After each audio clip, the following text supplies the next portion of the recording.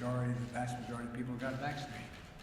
Look, I want to talk about what's really happening, what it means, what it doesn't mean, and what we need to do this week and the months ahead. From the moment I was elected, I said I'd always give it to you straight from the shoulder. We need some straight talk right now, because there's a lot of fear and misinformation in the country, and we need to cut through it with facts, with science, with the truth. So, what's really happening today? After months and months of cases going down, we're seeing a spike in COVID cases. They're going up. Why? Because of this new form, this new variant called the Delta variant. This is a much different variant than the one we dealt with previously. It's highly transmissible, and it's causing a new wave of cases in those who are not vaccinated. Our experts tell me that cases will go up further before they start to come back down.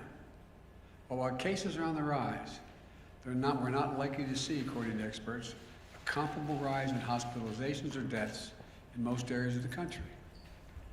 So you have to ask yourself, why is that? Because 164 million Americans are fully vaccinated, including 80% of the most vulnerable, our seniors. So there's a challenge, as you knew there could be. But there's also good news. We've spent the last 6 months preparing for this possibility. The vaccines are highly effective. We have enough vaccine for everyone to get vaccinated. And thanks to the American Rescue Plan and the hard work of the American people, we've administered over 325 million vaccinations doses in the past 6 months. We have the tools to prevent this new wave of COVID from shutting down our businesses, our schools, our society, as we saw happen last year. I've said from the beginning that we will be guided by the science. So here's what the science tells us.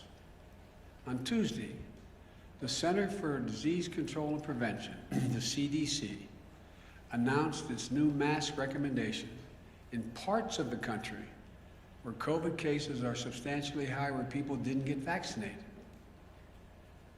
which they define as 50 new cases for every 100,000 people in a week. The CDC recommends you wear a mask when you're in public and indoors, like work or in a grocery store.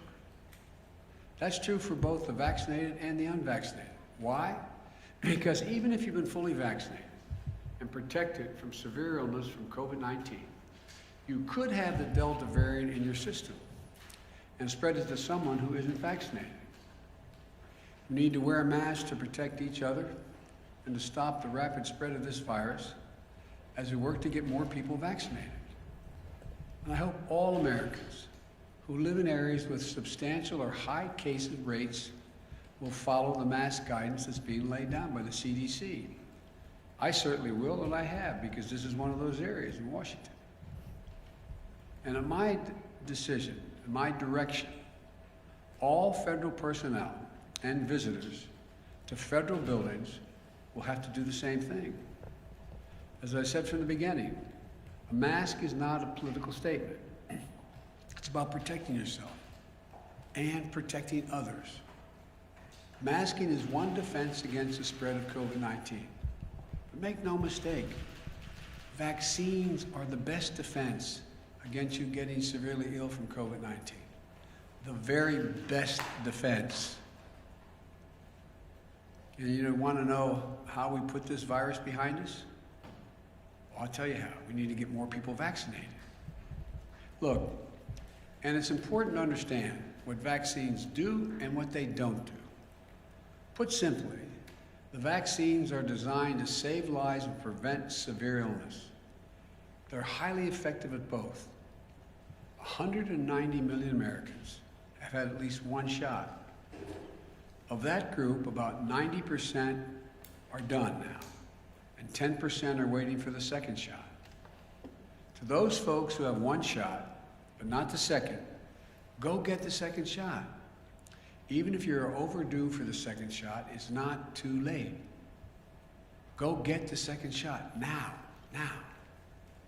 The bottom line is if you're fully vaccinated, you're highly protected from COVID-19. But I also know that many of you who are vaccinated are concerned about what's called breakthrough cases. Yes, some fully vaccinated people will still test positive, and some will show some symptoms of COVID-19. That's expected with almost every vaccine there is for other diseases. But breakthrough cases remain rare, and almost all are mild cases. In fact, virtually all hospitalizations and deaths are among the unvaccinated. I also know many of you are wondering if you'll need a booster shot to add another layer of protection. As of now, my medical advisors say the answer is no. No American needs a booster now. But if the science tells us there's a need for boosters, then that's something we'll do. And we have purchased the supply, all the supply we need to be ready if that was called for. Folks, the truth is, as more people get vaccinated, we are better protected as a nation to continue reopening safely and responsibly. We are not fully out of the woods yet, because what is happening in America right now is a pandemic of the unvaccinated. Let me say that again. It's a pandemic of the unvaccinated. There are about 90 million Americans who are eligible to get the shot, but haven't gotten it yet. As I just mentioned, nearly all of the cases, hospitalizations and deaths due to COVID-19 today are from unvaccinated people. Last month, a study showed that over 99% of COVID-19 deaths have been among the unvaccinated. 99%. This is an American tragedy. People are dying and will die who don't have to die. If you're out there unvaccinated, you don't have to die. Read the news. You'll see stories about unvaccinated patients in hospitals. As they're lying in bed, dying from COVID-19, they're asking, "Doc, can I get the vaccine?" The doctors have to say, "Sorry, it's too late." Right now, too many people are dying, or watching someone they love dying and saying, "If I just got vaccinated, if I just." It's heartbreaking. And it's complicated even more because it's preventable. America's divided between the majority of eligible people who are vaccinated and those who are not. And I understand that many of you in the majority are frustrated with the consequences of the failure of the minority to get vaccinated. But I want you to know I'm going to continue to do everything I can to encourage the unvaccinated to get vaccinated. That includes addressing hesitancy and misinformation head on. For example, I know some of you who are unvaccinated think the development of a vaccine was rushed, therefore I'm not going to take a chance. As a result, I think it's not safe because it was rushed. I understand. But let me explain. Our top scientists, the National Institute of Health, the NIH, and across the country, got to work applying decades of research. Decades of research. I'm going to repeat that. Decades that had already been done, the research, to develop the COVID-19 vaccine when it hit. In the last 6 months, more than 325 million doses of the vaccine have been administered in the United States, and billions of doses administered around the world. The vaccine was developed and authorized under a Republican administration, and it's been distributed and administered under a Democratic administration. The vaccines are safe, highly effective. There's nothing political about them. Look at all the people who took a shot at it. Later we learned a lot of them had already been vaccinated. From the start, I have to compliment Republican Senate Minority Leader Mitch McConnell. He hadn't made it political. He's encouraged people to get vaccinated and continuing to do so, and his state's in pretty good shape. Alabama Republican Governor Kay Ivey recently spoke out to encourage vaccination, and even the commentators on facts who have been belittling this for a long time, some haven't, but many have, are arguing get vaccinated. Look, this is not about red states and blue states. It's literally about life and death. It's about life and death. That's what it's about. You know, and I know people talk about freedom, but I learned growing up in school and my parents, with freedom comes responsibility. Your decision to be unvaccinated impacts someone else. Unvaccinated people spread the virus. They get sick and fill up our hospitals. And that means if someone else has a heart attack or breaks a hip, there may not be a hospital bed for them. If you're unvaccinated, you put your doctor and nurses at risk.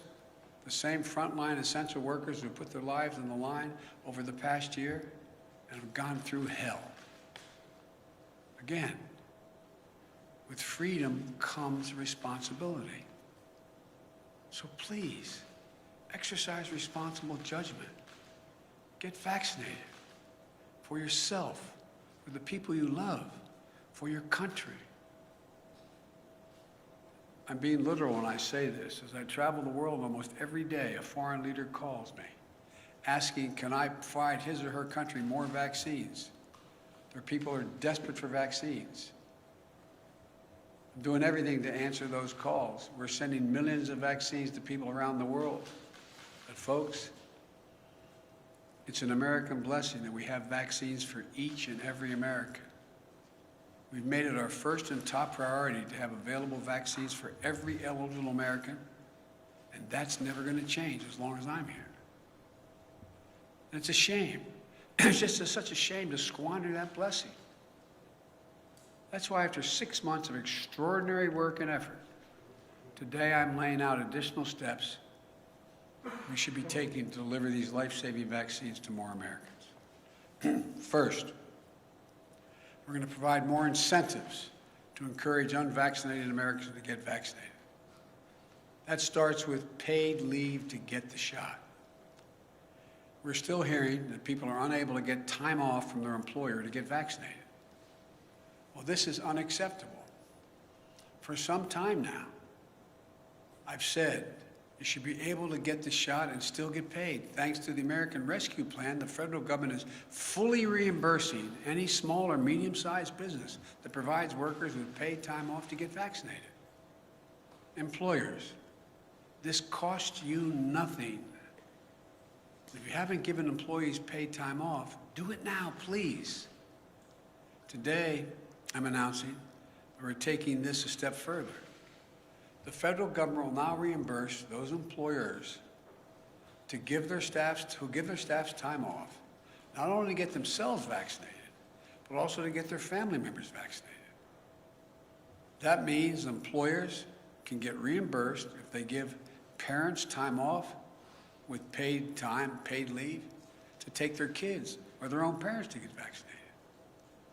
So I'm calling on all employees across the country to give paid time off to get the shot or to help a family member do so.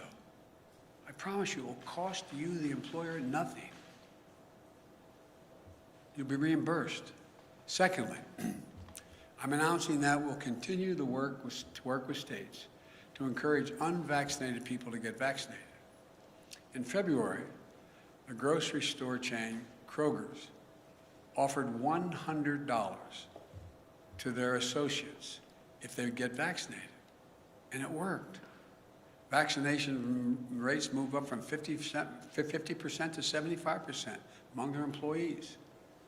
States like New Mexico, Ohio, and Colorado are offering similar incentive programs that have helped increase vaccination rates.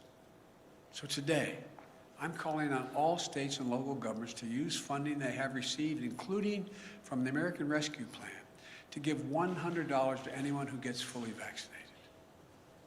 I know the paying people to get vaccinated might sound unfair to folks who've gotten vaccinated already. But here's the deal. If incentives help us beat this virus, I believe we should use them. We all benefit if we can get more people vaccinated. But in addition to providing incentives to encourage vaccination, it's time to impose requirements on key groups to make sure they're vaccinated. Excuse me. Just this week, we took an important step to protect our veterans. Like many civilian hospital systems are doing, the Department of Veterans Affairs will now require COVID-19 vaccines for doctors and nurses and other healthcare workers who provide medical care for our veterans. We must do everything possible to protect our veterans from getting COVID when they come to get medical care they so richly earned serving their country. We owe them. Next, since many vaccinations are required for active duty military today, I'm asking the Defense Department to look into how and when they will add COVID-19 to the list of vaccinations our armed forces must get. Our men and women in uniform who protect this country from grave threats should be protected as much as possible from getting COVID-19. I think this is particularly important because our troops serve in places throughout the world, many where vaccination rates are low and disease is prevalent. Next, every federal government employee will be asked to attest to their vaccination status. Anyone who does not attest or is not vaccinated will be required to mask no matter where they work, test 1 or 2 times a week to see if they've acquired COVID, socially distance, and generally will not be allowed to travel for work. Likewise, today, I'm directing my administration to take steps to apply similar standards to all federal contractors. If you want to do business with the federal government, get your workers vaccinated. Look at the Chamber of Commerce, representing tens of thousands of American businesses, the National Association of Manufacturers. The Business Roundtable, which comprises of the largest and biggest corporations in America. They're all applauding the actions the federal government is taking and urge them to follow suit. I also commend the National Football League. It has announced that if there are outbreaks among unvaccinated players and personnel, then the team risks forfeiting games. I urge other sport leagues at every level to take every step they can. Every day, more businesses are implementing their own vaccine mandates. And the Justice Department has made it clear that it is legal to require COVID-19 vaccines. We all want our lives to get back to normal. And fully vaccinated workplaces will make that happen more quickly and more successfully. We all know that in our gut. With incentives and mandates, we can make a huge difference and save a lot of lives. I also want to speak to families with children in school. We can and we must open schools this fall, full time. It's better for our children's mental and emotional well-being, and we can't afford another year out of the classroom. Every school should be open, and we're giving them the tools to be able to do so safely. Even in those areas where they have a higher vaccination, they have a higher rate of COVID. Through the American Rescue Plan, we provided schools billions of dollars to implement safety measures, better ventilation, social distancing, and other measures. In March, when vaccinations were scarce, I prioritized teachers and school workers by utilizing our federal pharmacy program. Almost 90% of educators and school staff are now vaccinated. Additionally, the CDC has provided clear guidance on how all schools can safely protect the kids and bring them back to the classroom. Every student wear a mask. It's that simple. So we've funded safety measures in schools, we've vaccinated teachers and staff, and we can mask up our kids for further protection. But once again, there's one more thing we need to do. Get more adolescents, ages 12 and up, vaccinated now that they've been cleared. In the past week, The good news is we've seen the average number of 12 to 17-year-olds getting vaccinated increase 22% per day. Today, I'm asking school districts to host one last pop-up vaccination clinic over the coming weeks for kids ages 12 and up. We're directing the federal pharmacy program to help make that happen. Parents, get your children vaccinated. You do it for so many other things right now. For kids under 12, if and when the vaccines are deemed safe for them, we'll be prepared to get the vaccines administered as quickly and as safely as possible.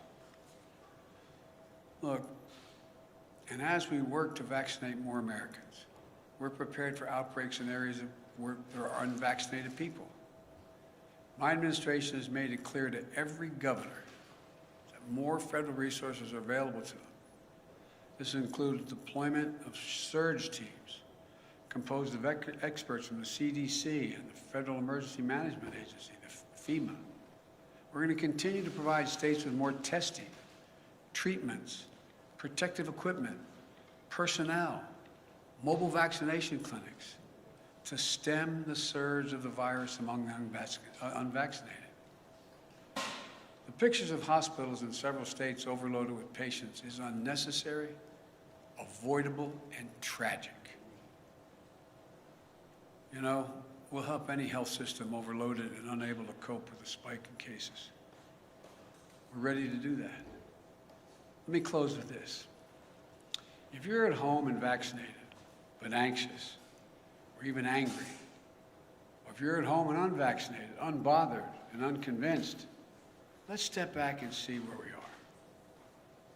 Just remember how we've emerged from the dark winter into a hopeful spring and summer.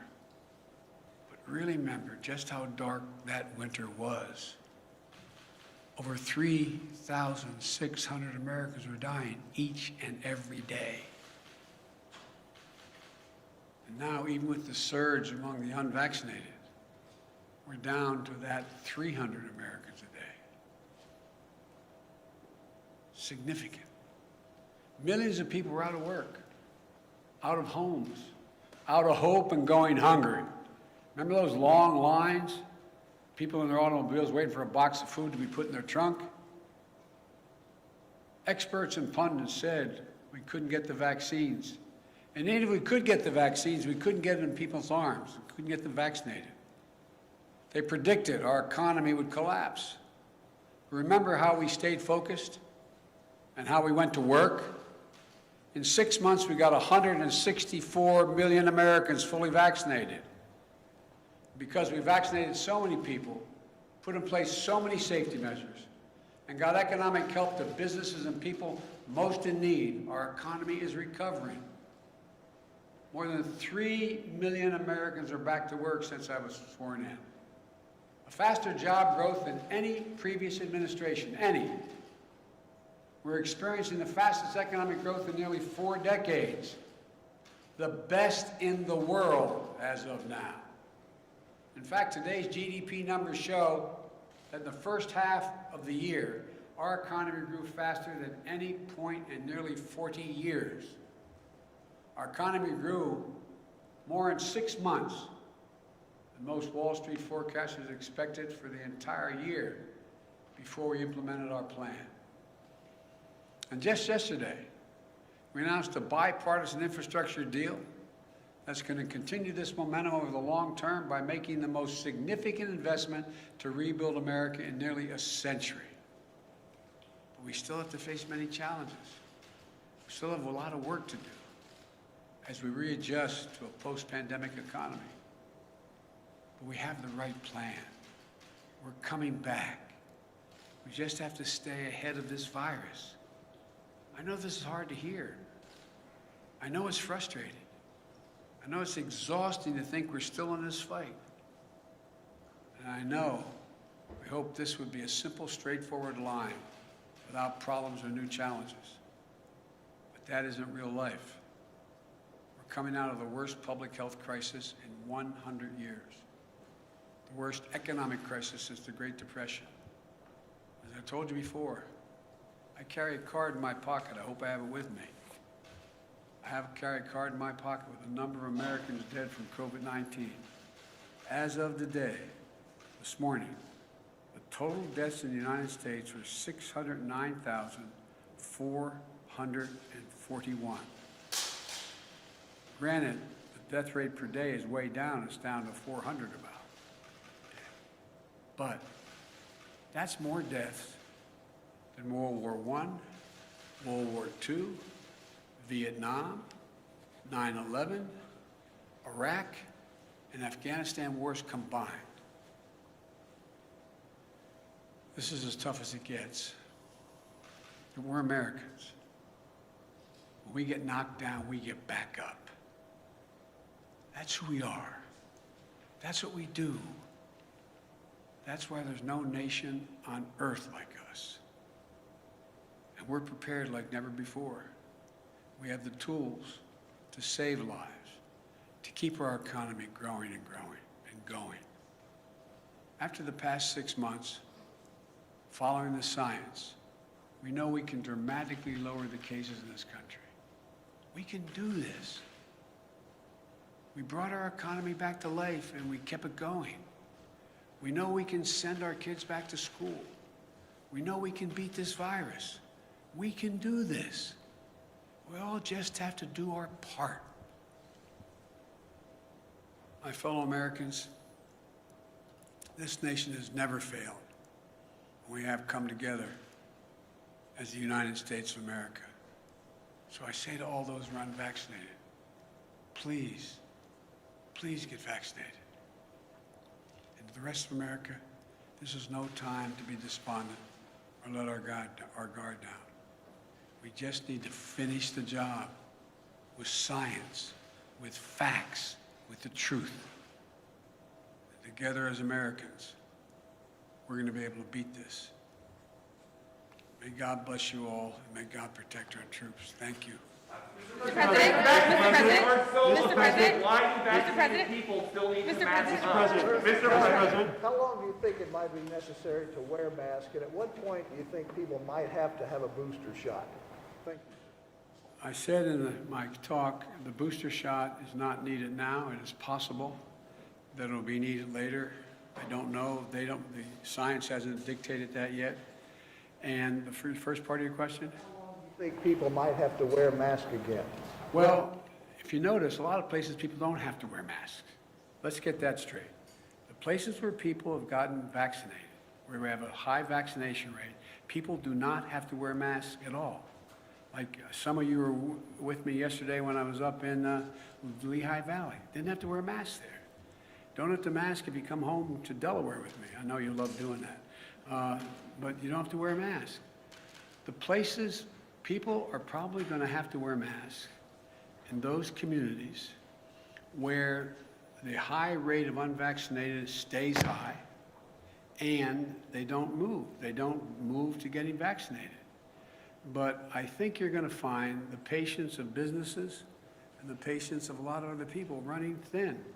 Because the fact is, if you had high vaccination rates, we wouldn't be in this spot right now. Yes, sir. Mr. President. Mr. President, will this set up an American workplace for federal workers and private sector that really is the vaccinated versus the unvaccinated? And is that a pressure you're trying to harness now? Well, no, I'm not. Look, what I'm trying to do is keep people safe. I mean that sincerely. So, if in fact you're unvaccinated, you present a problem to yourself, to your family, and to those with whom you work. Because as pointed out, I was asked the question about why would people who have already been vaccinated get it? Well, you got anywhere from 2 to 3% on average, the last study done, that can still get COVID. They don't get very sick. They don't get hospitalized. It's not serious, but they can catch it. And the concern is they may be able to pass it on. And so that's all being studied right now. But it's the important thing is, if people are vaccinated, the transmission rate drops through the floor. And that's all we're trying to do. Yes. Mr. President, Thank you. Why not push for vaccine mandates in states, private companies, schools? Do you want to see those entities pass vaccine mandates? Well, I'd like to see them continue to move in that direction, and that's why I pointed out. I had asked the Justice Department to determine whether they're able to do that legally, and they can. Local communities can do that. Local businesses can do that. It's still a question whether the federal government can mandate the whole country. I don't know that yet.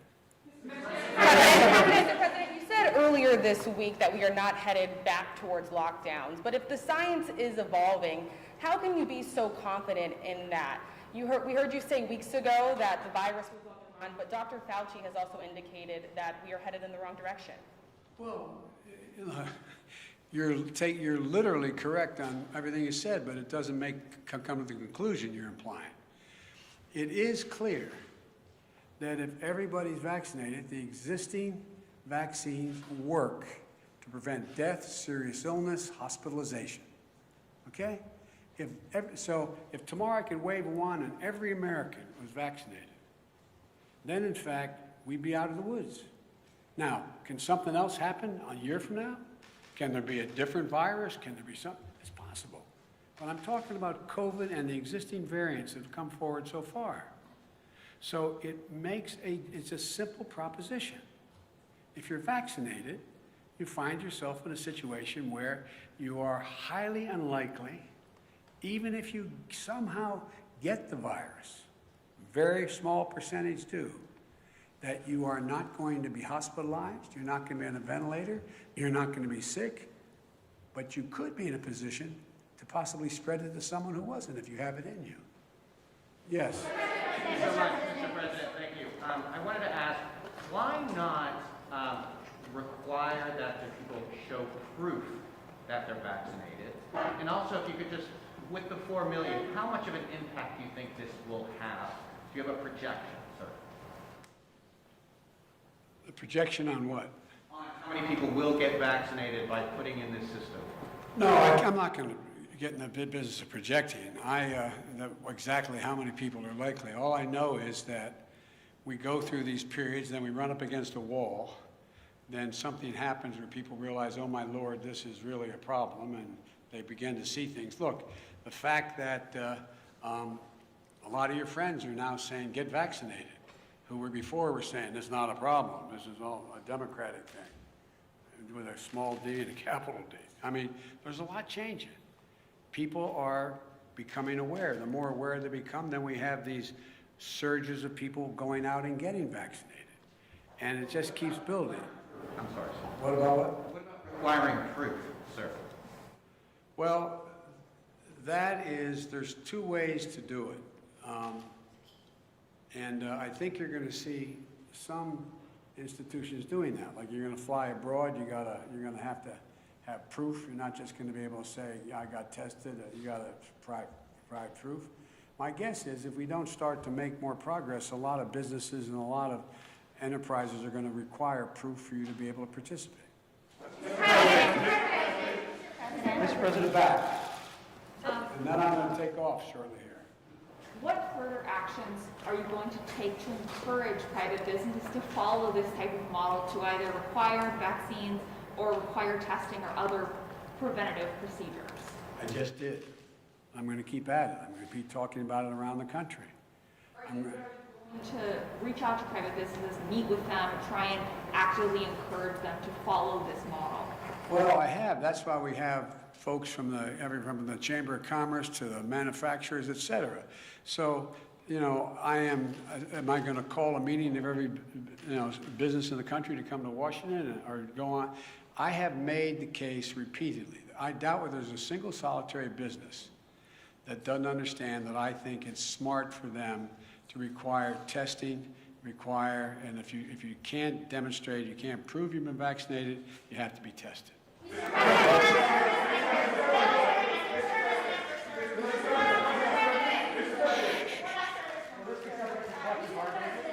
Secretary Austin said he was already considering mandating the vaccine after it was fully approved. Would you like to see the mandate go into effect before full approval, and do you think he's open to that? I know he's open to it, And the question is, when is the right time to get the most bang for the buck when you do it? A lot of this is timing. And so I think it's going to happen. But look, the one thing that you all are being politely and appropriately referencing is that it's still a temporary approval. So when does the final approval come? It usually takes a lot of work to get there. I made a commitment. I would not tell anyone in the Justice Department who they should prosecute, and I would not tell the health industry, the government health entities, what they should say and do. But my expectation is they're going to reach that conclusion in the early fall. Thank you very much. Mr. President, you said if you are fully vaccinated, you no longer need to wear a mask. And it seems... No, I didn't say. I said if you're fully vaccinated in an area where we do not have, well, let me clarify. In May, you made it sound like a vaccine was the ticket to losing the mask forever. And That is true at the time, because I thought there were people who were going to understand that getting vaccinated made a gigantic difference. And what happened was, the new variant came along, they didn't get vaccinated, it was spread more rapidly, and more people were getting sick. That's the difference. But how frustrated are you, those people, sir? How is the First Lady, sir? We'll find out in a minute. That's why I'm leaving.